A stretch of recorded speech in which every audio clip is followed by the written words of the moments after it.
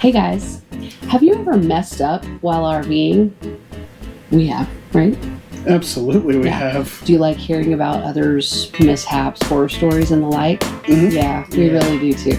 Well, today we've got you some stories from the trenches. And by the trenches, I mean Reddit.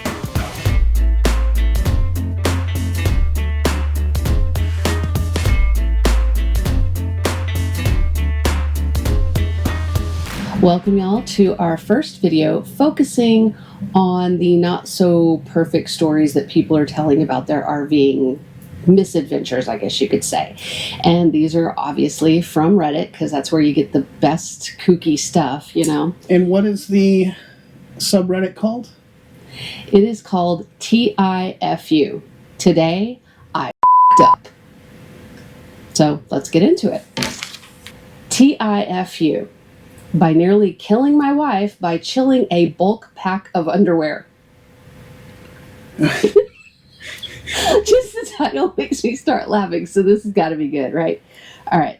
Well, I'm intrigued now. Chilling your underwear. Okay, continue.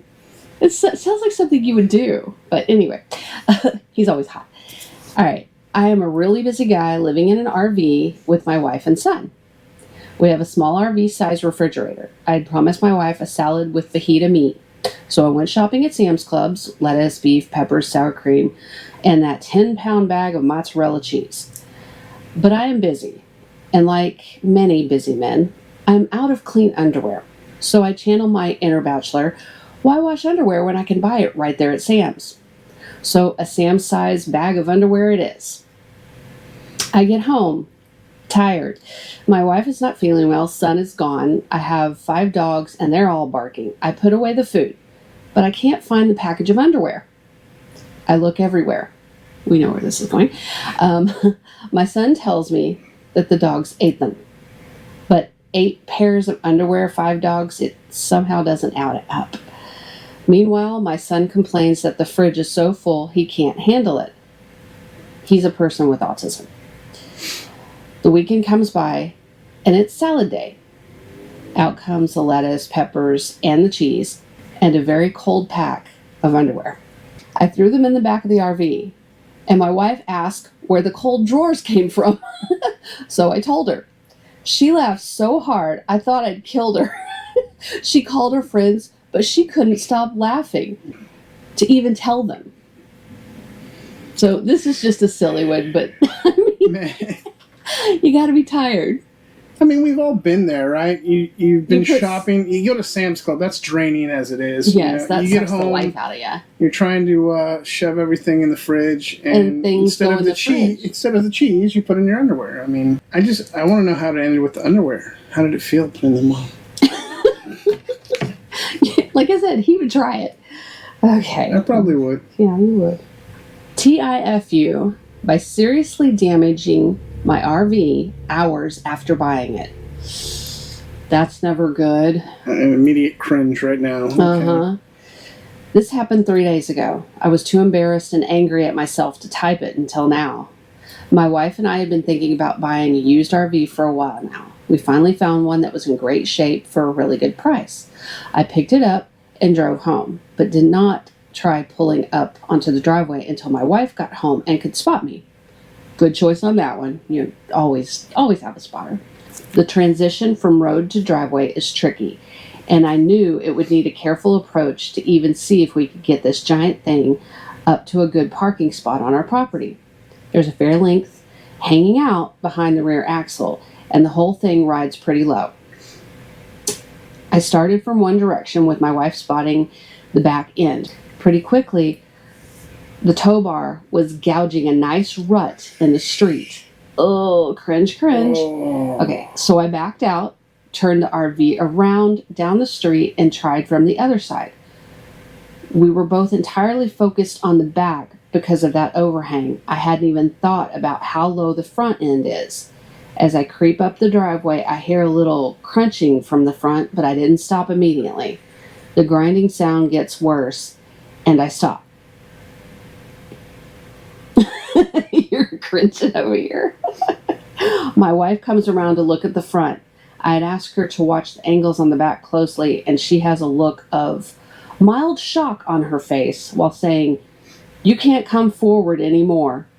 Crap. Now here's the giant up. The weight of the front end had settled down on the lower corner of the front RV. Thinking I have no option but to back up, I put it in reverse and start creeping backwards. Huge mistake. That corner has so much weight on it, it's not fucking moving. Oh. Yeah. And suddenly, the entire front right face of the RV pulls away. The RV is going backwards, but the front cap of the RV is staying put. Oh. Oh my God. Yeah, okay, there's more. This all happened very quickly. As soon as I saw that, I stopped, but not before it broke loose enough to come back against the RV and put a big crack through one of the windshields. Ooh. Trying not to throw up, I pulled the parking brake and climbed out to see how badly I'd fucked up. The corner of the body was still resting firmly on the driveway cement and had peeled itself out of one side of the front. The windshield on the other side had 3 to 4 cracks running up from the corner. I put some wood behind the front tires so it would lift up enough to safely back down. And that worked well, if only I'd done that before trying to move it back at all. Damn it. The front end is still fully attached, and it actually doesn't look like repairing it will be that big of a deal. Oh my gosh. Congrats on your new RV. My trick is going to be finding a shop that can do the work without trying to screw me over. I'm so embarrassed though. I hadn't even owned the big beautiful thing for even 6 hours before I caused significant damage just trying to park in my driveway. Oh, it's all downhill from here, right? Man. Oh my gosh. I mean, can you imagine? We've had some instances where we've had, we've scraped the tongue jack, ran the RV into the garage, but... No, we didn't run into the garage. We backed it, and it didn't even hit the house. It hit our gutter. The house bumper? Okay, it's officially the house bumper. It's the house bumper. But yeah, I mean, everybody has moments, but theirs sounds... expensive. Very expensive. Very, and very just, expensive. Yeah, I could see why he said he wanted to throw up and all that. Can you imagine calling your insurance agent, "Hey, you know that policy I just finished? I need an adjuster." I need help. Oh, God. Oh, my God. I couldn't imagine.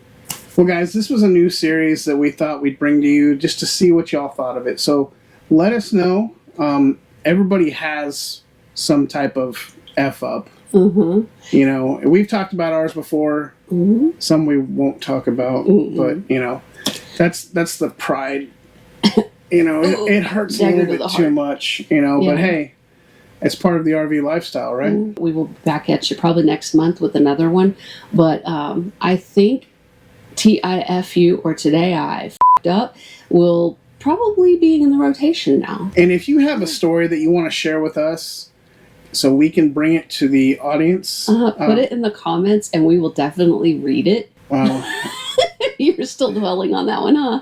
Yeah, that one hurts just to listen to. I know. Oh, that's just sad.